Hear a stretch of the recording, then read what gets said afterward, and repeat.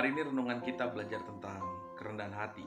Mazmur 22 ayat 27 firman Tuhan, orang yang rendah hati akan makan dan kenyang. Orang yang mencari Tuhan akan memuji-muji Dia.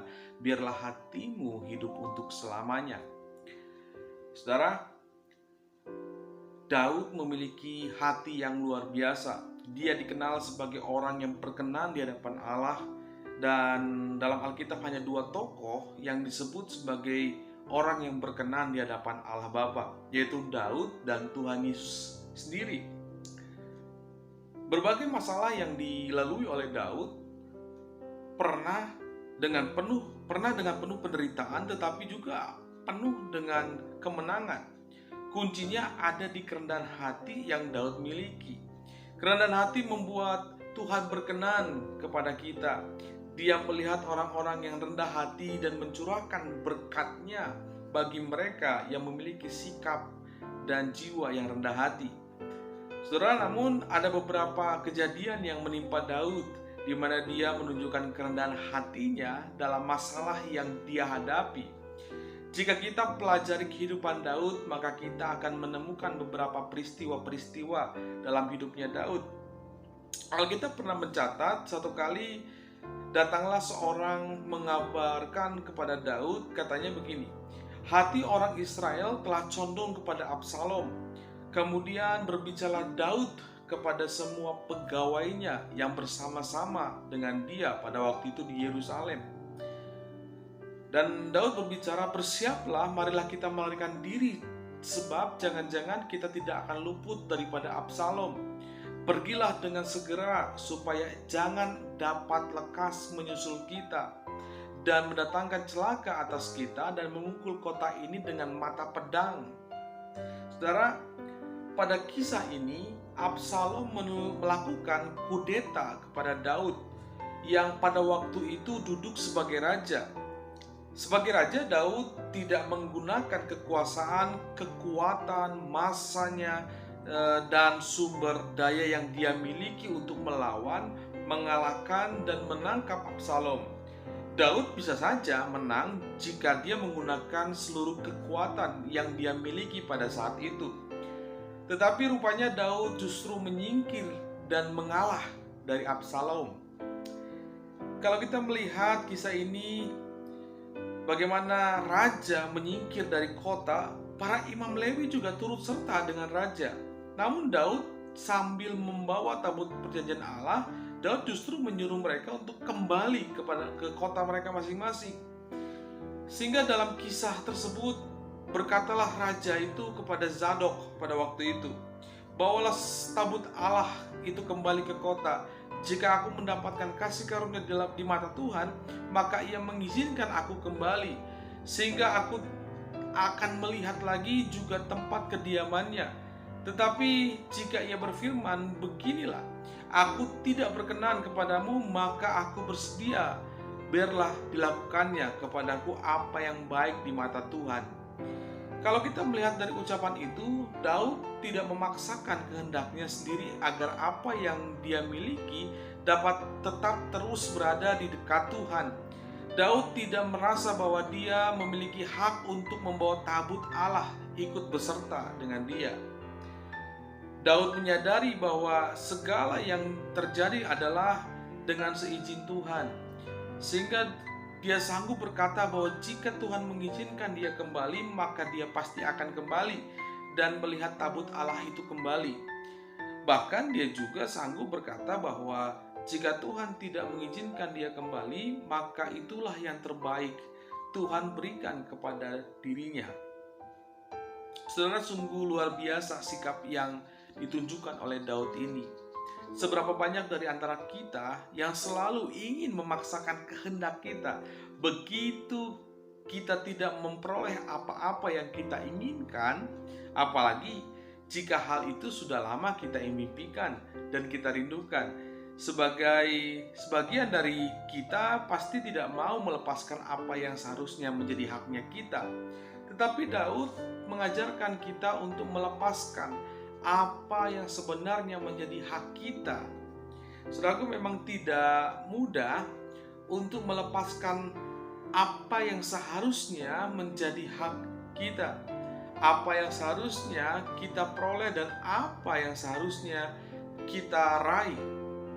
Tetapi ada saat-saat tertentu yang memang Tuhan izinkan agar kita belajar bahwa kerendahan hati jauh lebih penting dari segala apa yang kita inginkan di dunia ini. Jika kita kembali melihat perjalanan hidup Daud, maka kita melihat satu kejadian tidak lama setelah apa yang pernah Daud alami di atas yang saya ceritakan tadi. Firman Tuhan dalam 2 Samuel 16 ayat 5 sampai 6, ketika Raja Daud telah sampai ke Bahruim, keluarlah dari sana seorang dari kaum keluarga Saul. Ia bernama Simei bin Gera. Sambil mendekati raja, ia terus-menerus mengutuk Daud dan semua pegawai raja pada waktu itu. Dan pegawai raja itu dilempari batu dengan batu, walaupun dengan segenap tentara dan semua pahlawan berjalan di kiri kanannya Daud. Lalu berkatalah Abisai, anak Zeruya, kepada raja, "Mengapa anjing mati ini mengutuki tuan raja? Izinkanlah aku menyeberang dan memenggal kepalanya." Tetapi kata raja, "Apakah urusanku dengan kamu, hai anak-anak Zeruya?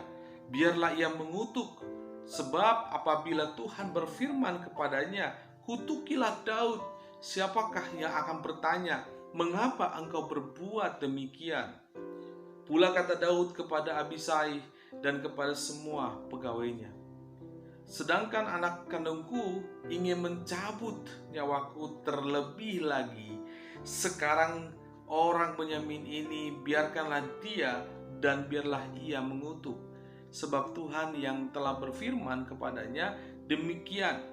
Mungkin Tuhan akan memperhatikan kesengsaraanku ini dan Tuhan membalas yang baik kepadaku sebagai ganti kutuk orang itu pada hari ini."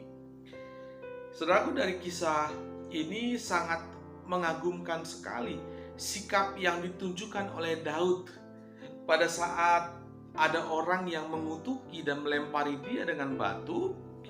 Daud tidak memiliki respon yang negatif. Namun jika hal ini terjadi pada zaman sekarang, di mana ada orang menghina secara langsung pemimpin negara dan melemparinya dengan benda-benda keras, tentu sudah dapat membayangkan apa yang akan terjadi dengan orang yang melakukan hal tersebut.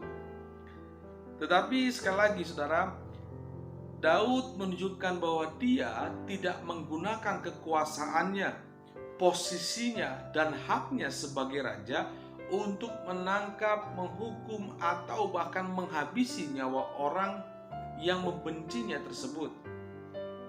Daud mengerti bahwa tidak ada segala sesuatu yang terjadi tanpa kendali Tuhan. Semua yang terjadi adalah seizin Tuhan. Karena itu kita bisa belajar dari kerendahan hati yang dimiliki oleh Daud ini. Tidak seharusnya kita mengeraskan hati jika ada hal yang terjadi di luar kehendak kita. Kita harus belajar untuk mengucapkan syukur untuk keadaan apapun yang terjadi dalam hidup kita.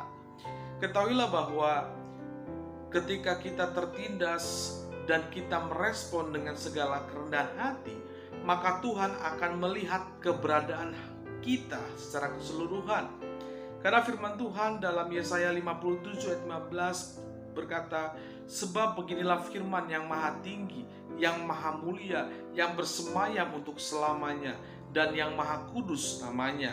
Aku bersemayam di tempat tinggi dan di tempat kudus, tetapi juga bersama-sama orang yang remuk dan rendah hati, untuk menghidupkan semangat orang-orang yang rendah hati dan untuk menghidupkan hati orang-orang yang remuk hatinya." Karena itu saudaraku, jagalah hati kita untuk tidak cepat bereaksi ketika menghadapi hal-hal yang tidak kita inginkan. Mintalah kekuatan dari Tuhan dan damai sejahtera Tuhan agar kita tetap merasakan lingkupan kasih sayang Tuhan. Dia yang adalah sumber dari segala yang ada di dunia ini akan memberikan kita kedamaian, kekuatan untuk menghadapi hal-hal yang jauh di luar kekuatan kita.